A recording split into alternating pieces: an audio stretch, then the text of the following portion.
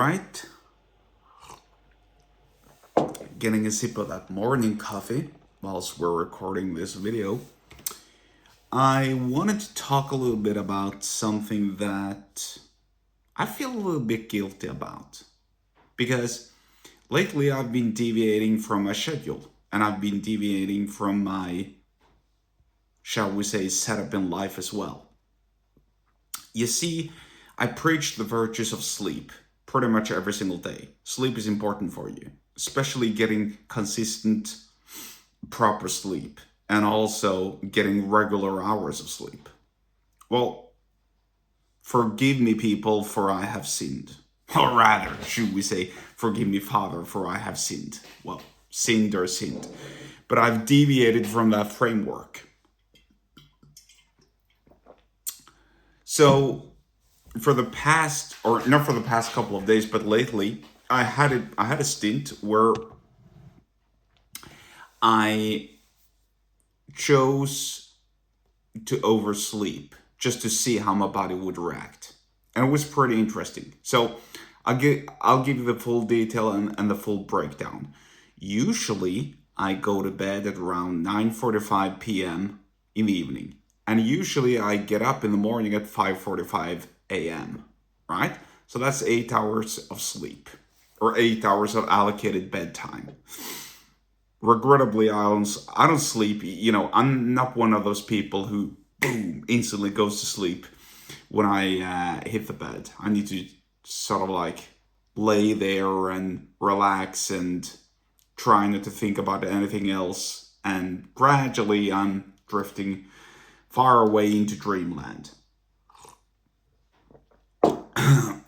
So I don't know. Usually, during most nights, I would assume I get about 7.5 hours of sleep, maybe. Maybe, if I'm lucky. I don't really know. And that's another thing. I used to try one of those sleeping apps. I installed it on my phone and I had my phone record myself while I was sleeping during the night.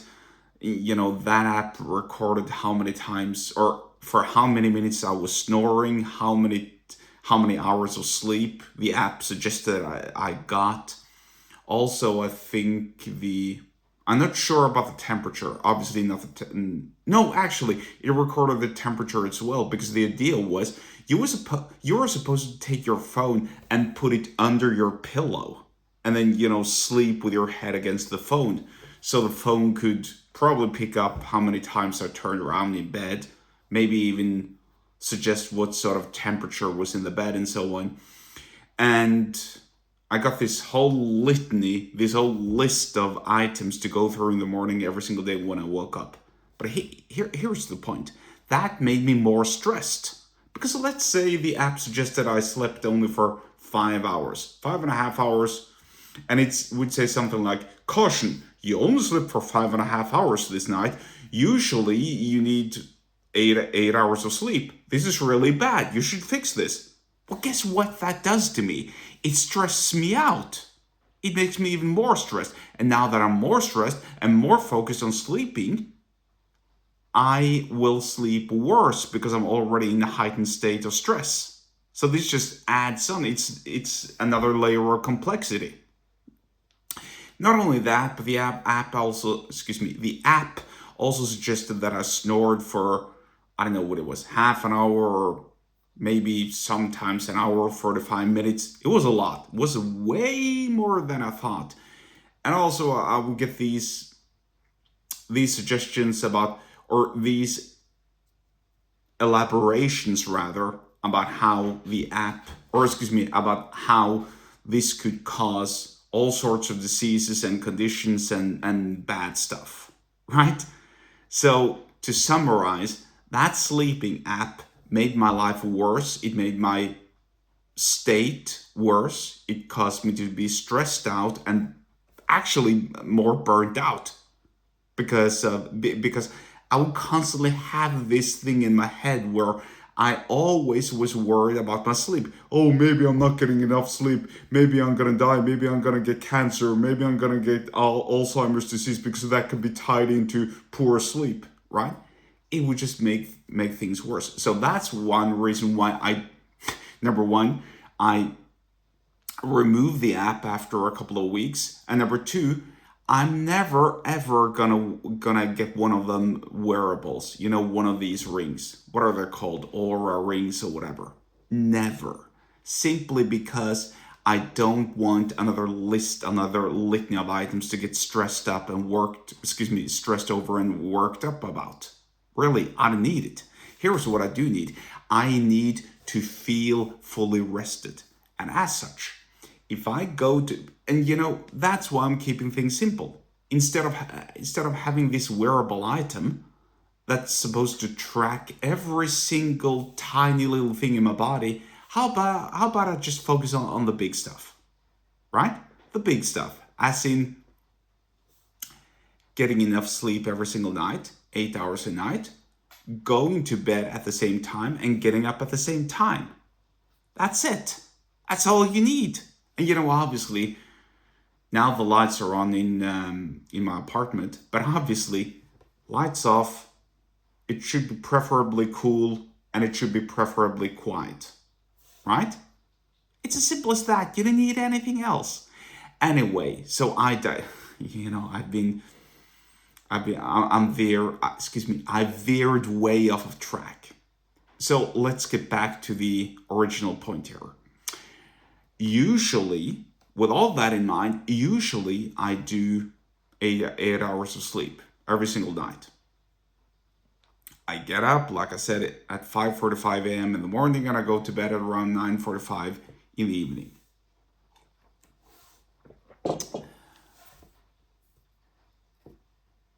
I had a stint, like I said, a couple of days ago, where I deliberately chose to oversleep, where I deliberately chose to sleep in, where I deliberately chose to sleep until I think it was 8:30 in the morning or some such, just to see how my body would respond. Because here's the thing, every single day when I wake up at around 5:45 or at 5:45 a.m., usually 5:30 a.m., I feel tired. I don't feel exhausted, I don't feel drained, but I feel tired, a little bit sleepy. Usually that feeling wears off after I've gotten up and walked around for about 10 minutes. Then I feel fully rested. But I wanted to test something. So that's why I deliberately chose to sleep in until 8:30 or so in the morning. And initially that felt so good. Initially it felt so good to sleep in, to know that there was no pressing issue. I didn't need to do anything. There was nothing that would require my immediate attention. I didn't have anything that I needed to reach or that I needed to take care of in the morning. And that made me relax more. But here's also what I found. It didn't make me more energetic. I didn't get more energy. I didn't feel better rested, even though I physically was in bed for longer hours. And here's perhaps the kicker. Both of those days, when I chose to sleep in, I would still feel as tired at 9:45 p.m. as I would usually if I'd gotten up at 5:45 a.m. in the morning. So there was no difference. And so then what is the point? Well, the point is obviously something mental, something physical inside of your head. It's kind of like I was about to say cheat food, junk food. Everybody loves junk food. Potato chips, chocolate, burgers, fries, pizzas, whatever. I love me some. I love me a lot. And I indulge every now and then. Why? Because I'm usually fairly strict with my diet. In fact, as I'm recording this, and this actually ties into sleep as well and into energy, which I preach a lot about. As I'm recording this, I'm on, let me see, what time is it? It's 8:17 a.m. in the morning. I'm on I'm soon approaching 40 hours of fasting. The only thing I've had during my soon to be 40 hours of fast, is black coffee and water. That's it. Nothing else. And I've worked out, I've trained during that fast. And guess what? You can do that as well. Because that fasting gives you more energy. I know it sounds counterintuitive, and I've explained this previously as well, how I believe, and by the way, I'm not a researcher, I'm not a scientist, so I can't say that these are the facts, but here's what I believe. I believe that going for longer hours without food makes you more sharpened and more focused. Because previously, back in the day, but way back in the day, when humans were cavemen living in caves and had to go out and hunt animals, they couldn't eat every single day. And as a result, when the body needed something to eat, because the body needed something to eat, it would make the brain sharper and more focused. So in other words, the very thing that makes you a decent hunter-gatherer is precisely the absence of food. And you see it in the animal kingdom as well. Every time a lion has had a big meal, it's been feasting on a gazelle or a zebra or whatever, the stomach is very big and it just needs to lay down. And the same applies for snakes, for anacondas. I think I watched once an anaconda devour a whole, I don't know what it was. I don't know what sort of animal it was. It was some sort of mammal in the tropical areas of Amazonas in Brazil or somewhere. I don't really know. But anyway, the anaconda was devouring this whole animal, and naturally, the snake is like that, and after it's devoured the animal, it turns into twice the size, right? Because it's a big animal. And so the anaconda would lay down and rest for 2 or 3 days, actually. Now, I'm not suggesting you do the same. I'm just suggesting that that's how nature works. That's how biology works. Because when you're eating something, you feel full and you need to lay down and you need to rest, or you want to rest. That's why, obviously, physically, it doesn't make any sense to eat a lot of food and then immediately go train or work out, because your body you literally need to let the food sink inside your stomach. That's just how food works. And inversely also, after you've eaten, before you're eating, when you're about to, when you're feeling hungry, that hunger does something inside your body. It makes you more focused and more sharpened. That's why I'm able to record this video and keep on talking and talking and talking about this stuff, because I'm so focused, I'm so sharpened, I'm so dialed in. And that's actually why I'm doing the best sort of work, the best sort of mental work when I'm not eating. And guess what? When I was a student, I was violating these principles all the time because I didn't know any better. If I'd been a student today at the university, whenever I would have studied for an exam or a test or some such, I deliberately wouldn't have eaten. I would have been fasting all day long, because that would have made me sharpened myself more and focused more. That's how the body works. That's how the mind works. And that's also what gives you more energy, believe it or not. So the combination of proper sleep and no food. Yes, I'm actually suggesting you sleep more and you eat less to get more energy. And that's pretty much what I wanted to talk about today. Let me see. I'm just thinking if there's anything more I should add. Oh, actually, I need to add this little caveat as well. So I discovered this yesterday, actually. There's an account on YouTube called, let me see what it's called. I think it's called Salaryman Tokyo or something. It's really fun to watch. I don't know why it's fun to watch, because it actually encompasses what I've been talking about so far. Let me see, it's called Salaryman Tokyo. Salaryman Tokyo. Go check it out. It's a Japanese worker who works for a so-called black company in Tokyo, and a black company refers to a major large corporation, which is famous for exploiting workers, underpaying them, forcing them to work longer hours, and really slowly and literally kill them. And this guy is walking around documenting his life from getting up early in the morning, or not that early actually. He's getting up at 6:30 or something in the morning. Then he has to commute to work. Then there's the work time, which he doesn't record, obviously. And then it's the rest of his day, his lunch break, and his dinner, and so on. And this fella, it's so weird. Because, well, number one, all you see is his point of view, literally his point of view. You don't see his face. You see his tiny apartment. You see him walking down the stairs, taking the lift or the elevator down to the first floor, or the ground floor really, of his building. Him walking to the subway, him riding the subway, him walking up a set of stairs, down a set of stairs, and so on. And then the screen goes black because he's at work and he can't record that for obvious reasons. Then, you see his lunch breaks in a park or at a restaurant somewhere. You see all of the garbage food that he's eating. He's only eating processed foods, by the way.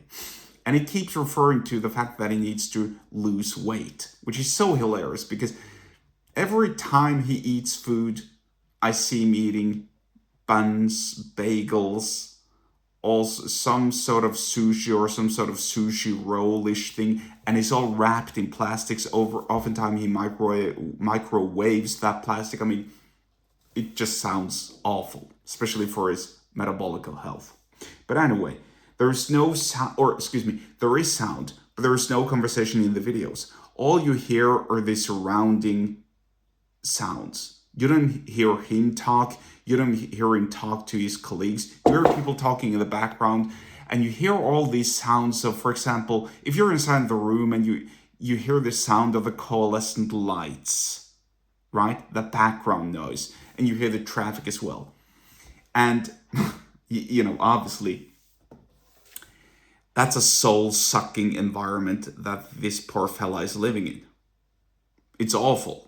And yet I enjoy watching it. I don't know why. It's probably just to make a little bit of comparison, and also to gloat a little bit that that's happily not me, and also to make me feel a little bit better about my situation, because sometimes I need to get out to work as well, but my commute isn't for 2 or 3 hours every single day like this poor fella is.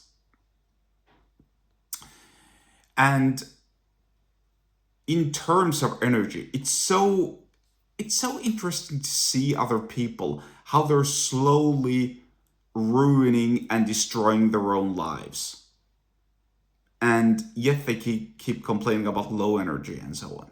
Now, this poor fella works, let me see, an average work day, if I get the videos correctly, the average work day is from 9 in the morning until 8 at night or something. And then there's lunch from 1 to 1:45, I think, and then maybe a coffee break at around 5 or 6. So realistically, this fella can sleep, and then he gets home at around 10 in the evening. So, there's not much time to prepare food. But here's what he could have done. He could have taken, because he works Monday to Friday, I think. So if you're working Monday to Friday and that's your schedule, you can take your whole Saturday and cook food for the entire week, and then have food ready, available at home when you get home, instead of buying all that kind of shit. And then also sleeping well. Now, I get it. It's not easy. It's difficult. And probably there's more to the situation than I'm getting aware of when I'm watching these videos. But I'm just telling you right now that this fella could have been doing so much more with his energy and sleep than what he is doing in his videos. But I don't know. Maybe we're just watching the extremes of the situation. I don't think we are, actually, because I've heard a lot of horrible stuff about the Japanese work culture. They even have a term there that's called, I don't know, I forget what that term is called, but I recently looked it up. Let me see. We're just gonna look it up because it was so interesting. They have a term that's called suicide from work overload Japan. I'm gonna Google that. Let me see.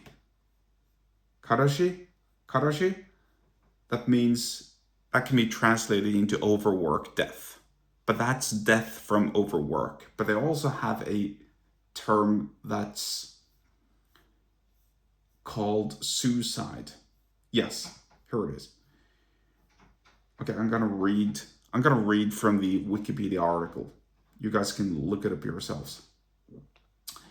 Mental stress from the workplace can also cause workers to commit suicide in a phenomenon known as karojisatsu. I think that's how we pronounce it. Karojisatsu. Yeah, karojisatsu. That's suicide from work overload because of the mental stress. Think about that. The Japanese have a dedicated term to suicide from work overload. That's crazy and it's insane. And that video, Salaryman Tokyo, pretty much summarizes up the sort of like the inverse of what you want to do. Here's Salaryman Tokyo and all the guys and women who work like him. And here's what you should be doing. You should be doing the inverse of Salaryman Tokyo.